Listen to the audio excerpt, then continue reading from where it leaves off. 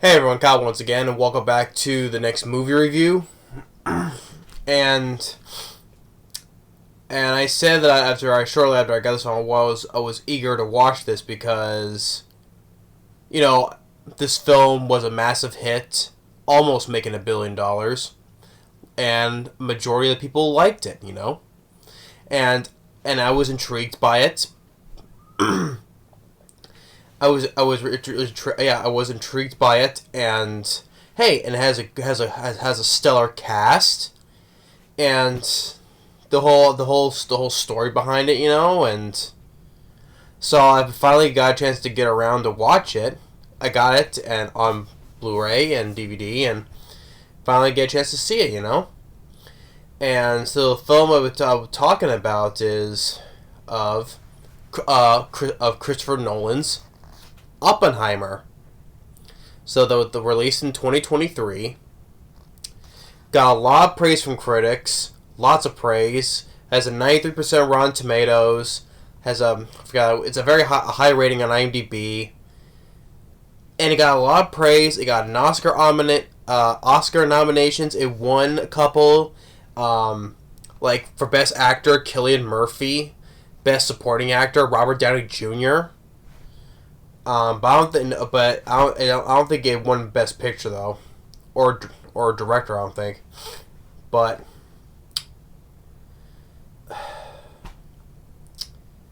all that said, though, first of all, the running time is 3 hours long. But that's the point, though. But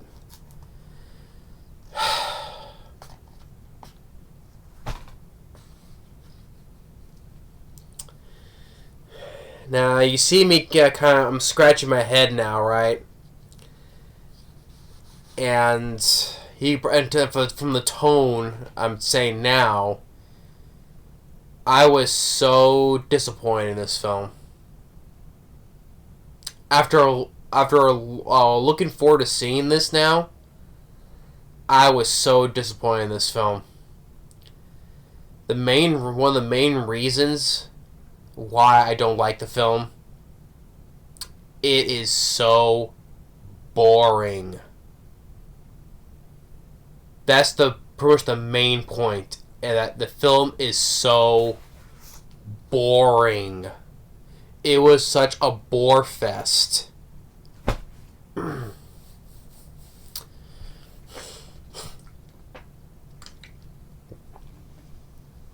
Now,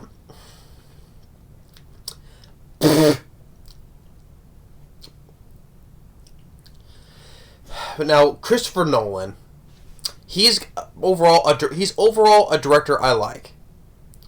My favorite film of his is Inception.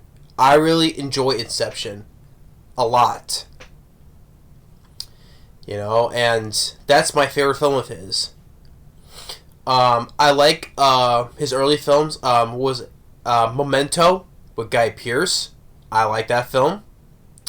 Insomnia with Al Pacino and Robin Williams. I like that film. One of the few times you ever see Robin Williams out of his element, and he plays a bad guy, a killer. Great solid performance from Robin Williams, seeing him playing a bad guy. And Al Pacino was good too. I like Insomnia. Like I said, Inception is my favorite of his. Interstellar. I like Matthew McConaughey. He was great in that. For most of the movie, I like, but the thing is, though, the third act or the ending of the film, I hated. I hated the ending of Interstellar. I do. The rest before that, I liked though. Matthew McConaughey was good, Even Anne Hathaway I thought was decent, but I'm not big on her as an actress anyway, though. But it was mainly for Matthew McConaughey's performance. But good visuals. But the thing is, like I said before, I hated the ending of it. But so that was kind of like down. That was kind of like it downed on. What's the word? the ending took me out of the ending took me out of from enjoying the rest of the movie. So yeah, that's one thing I'm indifferent on Interstellar. I like most of it, but the ending I hated. The Prestige I still have not yet seen with Hugh Jackman and Christian Bale. I still not yet seen The Prestige yet though, so I don't know on that one. Dunkirk I liked. I liked Dunkirk. You had the perspective of three different the fact that it had three different perspectives of the story, like from the soldiers on land, and then you have the people on the boats on the way to help Dunkirk, like Mark Rylance and Cillian Murphy, which he was resilient on going back there, and then you got the fighter planes in the sky. One of them is Tom Hardy. So I liked Dunkirk. And then his Dark Knight trilogy. I'm not a fan of Batman Begins. The Dark Knight, I only watch it for Heath Ledger's performance as the Joker. I can only watch it for Heath Ledger alone. Dark Knight Rises, I hated. To me, I think Dark Knight Rises is his worst film. To me, yeah, Dark Knight Rises is his worst film. Even Tenet with Robert Pattinson, and it was a John David Washington, who's the son of Denzel Washington.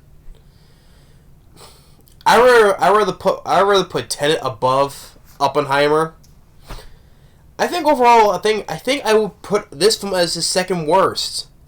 I mean, I'm not big on Batman Begins or Tenet, but I think I'd rather put those above Oppenheimer. Even the second film. I mean, Dark Knight, I'd rather put above Oppenheimer because, like I said, for Heath Ledger's performance alone. So yeah, I mean, it sucks to me because I was looking forward to seeing this because I remember all the praise this film got. And yes, when the film came out, it opened up the same weekend as Barbie, the whole thing of the Barbenheimer, right? I mean, even Barbie got nominated for Oscars, why? This is more as a reason why I say fuck the Oscars, I do. Because Black Panther, that got nominated for Oscars. This is why I would say fuck the Oscars, But Oppenheimer, okay. The main reason why, because the film is so, that's the main reason it's so boring. And what the trailers didn't show you, that the fact that this film was mostly a courtroom drama.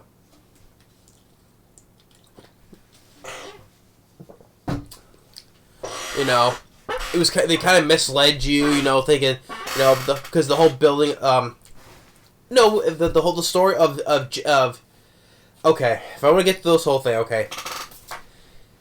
First of all, the cast. You got Cillian Murphy, who plays the titular character, J. Oppenheimer. The guy who helped create the atomic bomb. Basically helped end World War II. And yet, especially also, you just have a great supporting cast as well. I mean, you got Emily Blunt, who plays, which I enjoy as an actress, from Edge of Tomorrow. She wasn't the problem. I didn't mind her in, well, I have to rewatch again, though, but The Wolfman, from the 2010 film, but she's a good actress anyway. I mean, I like her in the Quiet Place, first two Quiet Place movies. Emily Blunt's a good actress. You got Matt Damon, who plays a general, who's the director of the Manhattan Project. Robert Downey Jr., who plays Strauss, who is the member of the U.S. Atomic Energy Commission. Florence Pugh, which I'm not a fan of her as an actress. I mean, I don't care for her as Natasha's sister, from the MCU, from Black Widow, she's come back in Thunderbolts, which I don't care about her anyway. But I hated I hated her ever since I saw her in Midsommar. Never care. You already know why. You already know how much I hate Midsommar. She's in that as well. She's the one who sits there smiling while the guy burns in the tent with the bear suit on, covered in flowers. I don't care about Florence Pugh. Josh Hartnett. It's cool to see him again. I mean, yeah, he was in M. Night's new film Trap though, but it was cool to see. I like Josh Hartnett. He's getting more roles again, like I said before. He plays a teacher in Berkeley, California. It was nice to see him in this. Casey Affleck, brother of actor Ben Affleck. Rami Malek, the guy who played Freddie Mercury from the film Bohemian Rhapsody, and also was it King something, the Pharaoh from the Night of the Museum movies, which I forgot he was in those.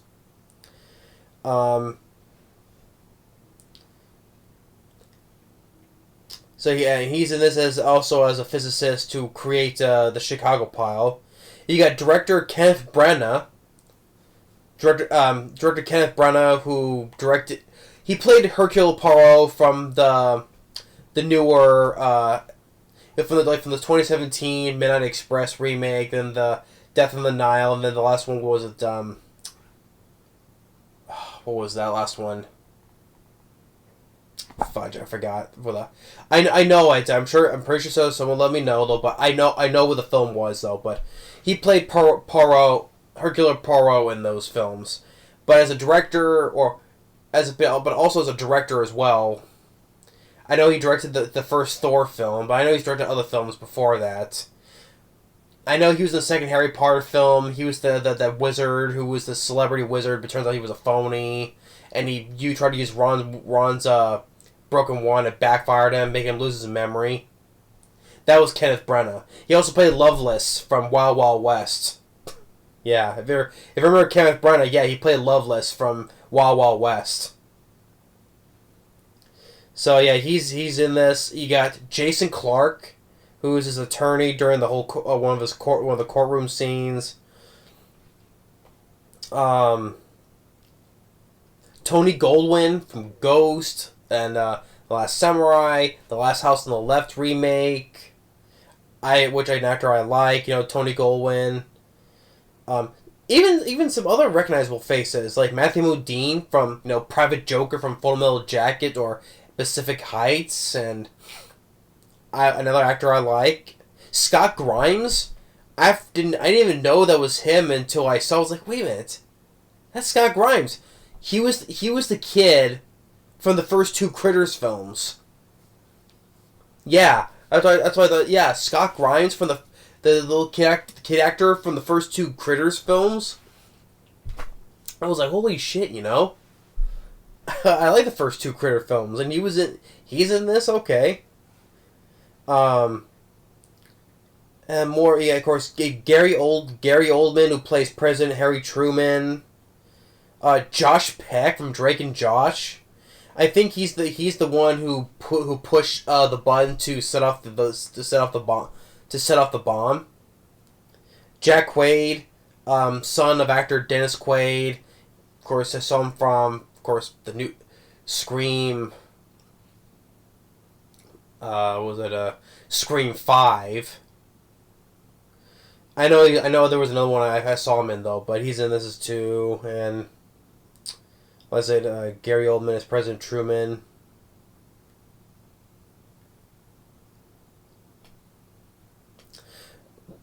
I mean, overall, so you have a pretty stacked cast in this. But the thing is, though, just because the film was a stacked cast doesn't mean it's good, right? Most of the time, though, but I just I mean, where I see it, but now it was just waste of a good cast,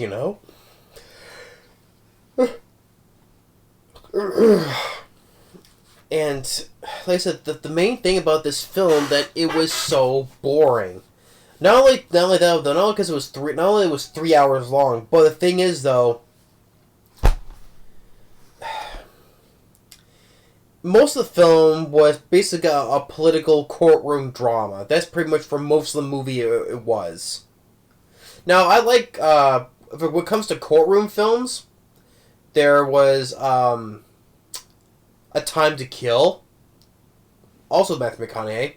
That was a good film. Sam Jackson, Sandra Bullock. If we talk about political stuff, there is All the President's Men with Robert Redford. That was a good film. Or Injustice for All with Al Pacino. And then, if we want to make it a long drama film, there's a long drama films I like. I mean, The Green Mile. That was 3 hours long. But I like that better than this film. And that is a good cast as well. Tom Hanks, David Morse, Sam Rockwell, Michael Clarke Duncan, rest in peace, Great Mile is 3 hour film. I'd rather watch that than this.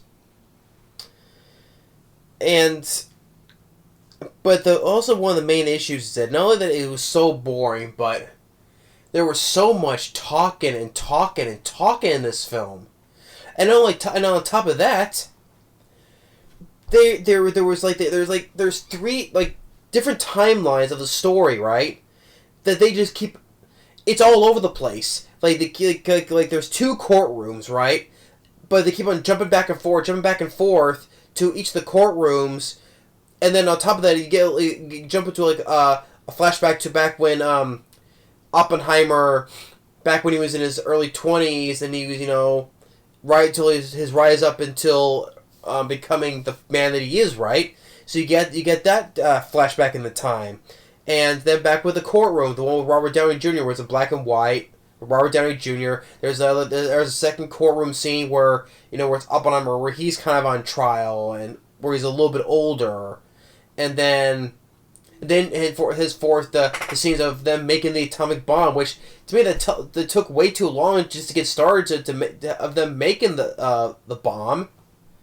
Took quite a long time, So I mean, it's like it just keeps skipping from here to here to here to here to here to here until I'm like, wait a minute, we're here now. Then we're at this courtroom, and then this courtroom scene, then we're at this other flashback in time, and then the time of them making the bomb, and then so I'm like, that's what I mean. The film, it's all over the place. It keeps going. It keeps jumbling up, one thing after another, just to. My mind has to take a second to adjust to it's this scene where now we're at this scene, and now they're going back and forth. Now we're jumping back to this other scene, I mean, I think that's one of the big mistakes is I think they just told it in order from Oppenheimer back when he was starting in school in London or England, and then back into Berkeley, into California. Then his rise of being ranking up as a good student, then his career, and then leading to building the atomic bomb, and then leading up into the whole courtrooms, then to the ending of the film. I think they should just went all in order instead of just jumping around all over the place like it's hopscotch. I think that's the other thing that was the big mistake of this is just making it jump all over the place like it's hopscotch, But like I said, there was just so much talk in this film, and it felt like it took so long to build the bomb. Like I said, it got so damn boring. I mean, okay, there are positives. Yes, there is. Okay, I think the acting was pretty good. I think that Cillian Murphy, I think he did a good job as Oppenheimer, acting wise. Robert Downey Jr. was good too, and with Emily Blunt, Matt Damon. For a majority of the cast, I thought the acting was fine. It was. That's one positive I can say. Other one, there's good visuals. I know that Christopher Nolan, he likes to do stuff practically. Like for instance, in the Dark Knight, like the whole collapsing of the hospital, that was all done for real and done in one take. I do appreciate of Christopher Nolan doing things for real, because I'm always for practical physical stuff. You see things that are real, and the whole explosion of the atomic bomb. I mean, that was done. That was done for real, practically. But I'll get to that though. And there was a couple of visual moments where I thought was kind of interesting. Like, for instance, after the explosion of the bomb, and Cillian Murphy as Oppenheimer, the press, they're shooting their cameras and seeing all these flashes, right? And it's all flashing out in white, and we see like Cillian Murphy like stepping on the corpse of one of the corpses. It shows the whole terror of what this bomb has done, So yeah, that was a kind of a good visual take on that.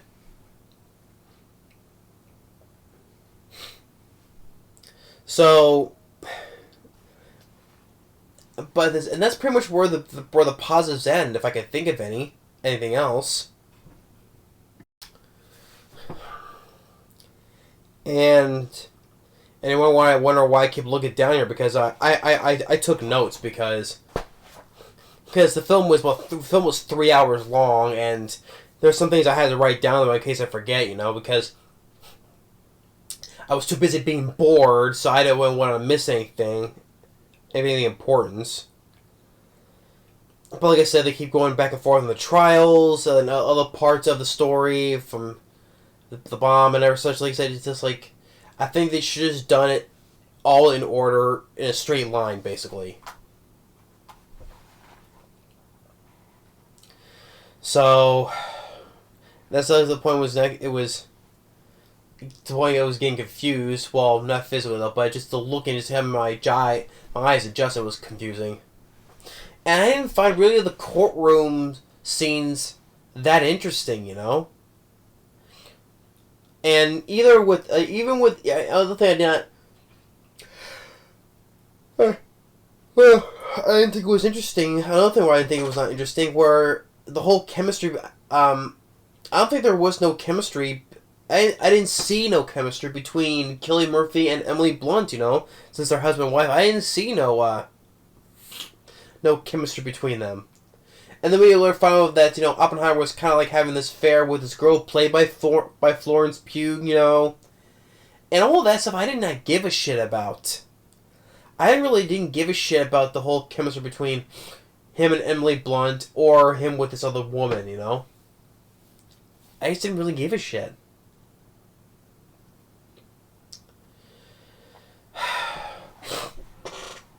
So you might as well say, like, the chemistry between all of Cillian Murphy and the other two women are pretty much non-existent. Even despite the fact with Emily Blunt, husband and wife, though, but still.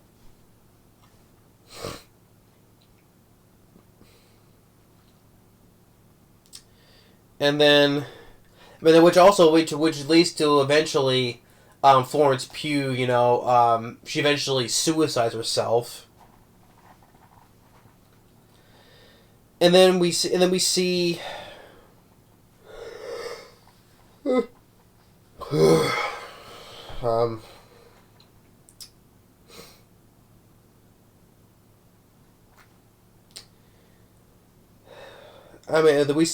go with him back then when Oppenheimer and Josh Hartnett's character, they were teaching in the school in Berkeley, California, and that's when they get the whole thing wind of that. Overseas, the thing was Germany, that they split the atom. So now they want to, the government now want to hurry and try to create something before the Germans use it on, create something like a weapon before the Germans use it on us. That's what I'm getting at.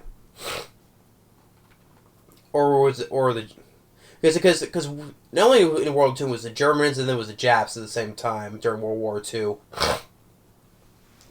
But so they get tripped by the government. They needed to build something that would end World War II, and that's henceforth the creation of the atomic bomb. Well, they said it takes really like over an hour just to get started to see them build this bomb, because they keep jumping all over the place, like I said.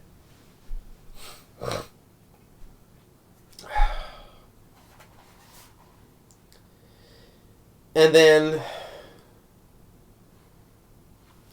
even even Cillian Murphy's character himself, I know he's portraying the real life Oppenheimer though, but do I think that's I think like that Cillian Murphy's character version of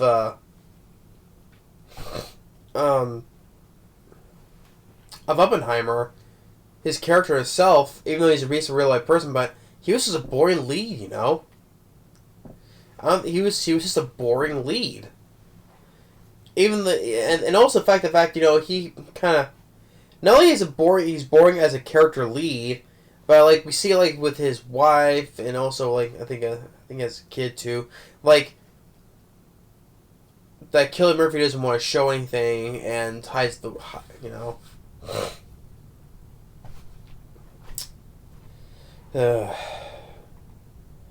Anyway, like it shows the guy his lifestyle is boring. He has his whole personality about him is boring. He was just a boring character. Was trying to say.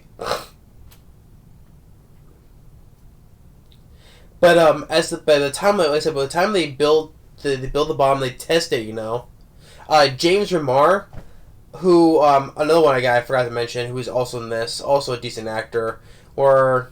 He says, "Oh, can we do? They want to drop this at a certain location, Japan."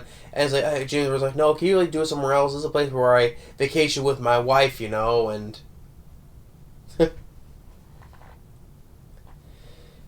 and so,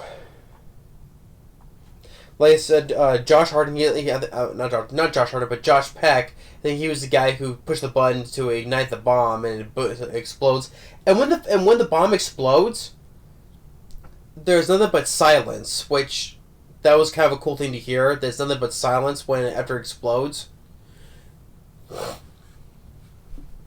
But and the explosion was done for real, practical, which I do appreciate.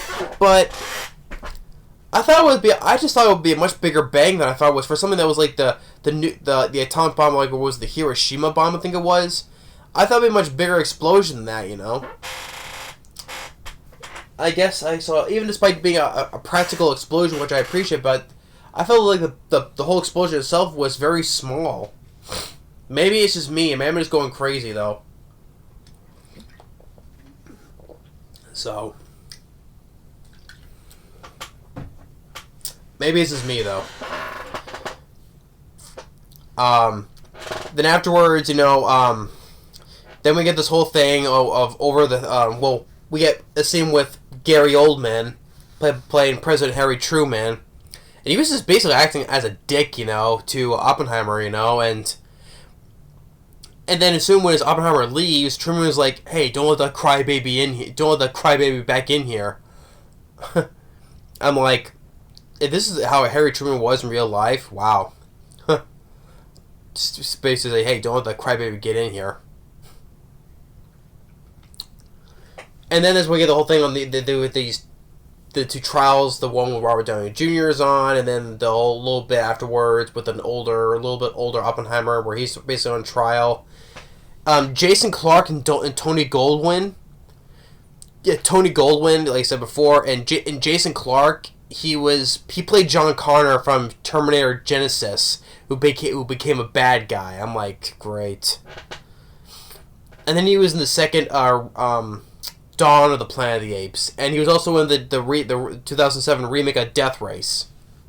Was it 2000 or was it 2000? I think it was 2007. Of the remake of Death Race. I don't mind Jason Clarke. Anyway, of course, he was also one of the bad guys in White House Down as well. Another one that I did grown to hate, but I eventually liked, you know. So I like Channing Tatum and Jamie Foxx, and then James Woods as well. So, and that was with Jason Clarke and Tony Goldwyn. They were pretty much belittling Oppenheimer in court, and they'll eventually come to a part where, oh hey, you know, maybe you believe me, whether he believes or not, though. Like, oh hey, you know, you're a traitor to this country. You know, you're a bad guy.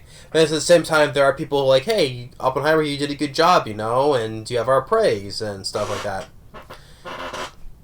But eventually, he gets his clearance taken away from him, and so now he just has no job now, and who played the wife of oh yeah, Emily Blunt. I was gonna say. So they have to put their dog in the pound, and while they leave, so.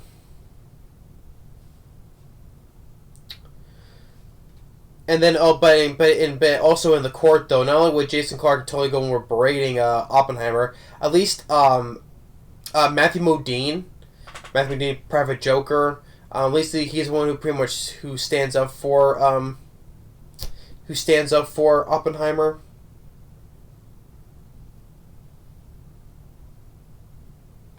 So,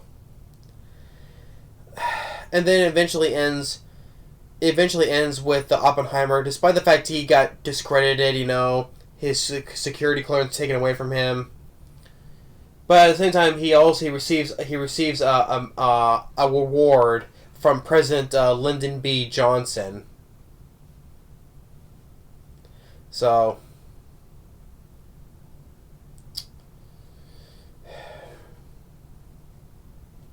Oppenheimer, like I said, I was looking forward to this, and until they said, hey, let's just say, hey, this is disappointing, it was so boring and so much talking,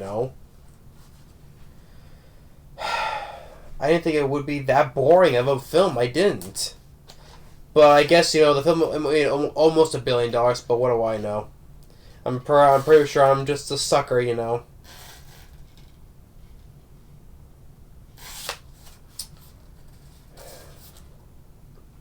like I said before, for this from Richard Roper of the Chicago Times, calling it one of the best movies of the century. Now that I've seen it now, I completely disagree with that on that. I do.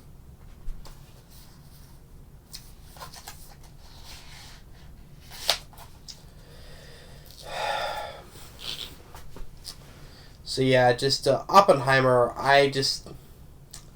To me, it kind of sucked, or not kind of. It did suck because it was so freaking boring, But so the cast, their acting was fine, It was absolutely fine. I like Cillian Murphy. I like as an actor. Same with Robert Downey Jr., Matt Damon, Emily Blunt. So. But for other Christopher Nolan films, like I said, I'd rather watch Inception easily over this, Insomnia, or the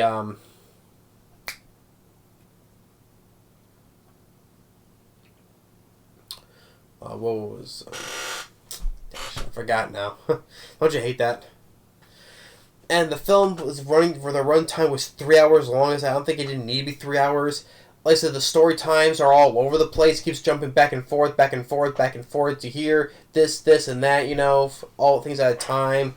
I'm like, should have just shot it all in order up until he grows old, I think they should have just done that.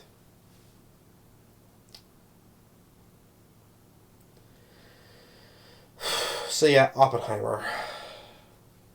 I was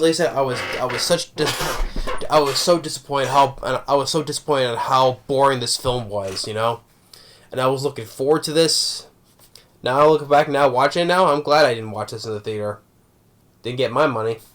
So yeah, but to me, yeah, that's Christopher Nolan's I was gonna say Batman, Oppenheimer. I'd rather watch The Dark Knight above this. I'd rather easily watch Inception over this. Insomnia, Memento, Dunkirk. So, but yeah, that's my thoughts on Oppenheimer. Sorry, no good to me. Thanks for watching. Stay tuned for the next movie review, and we'll see you next time. Later.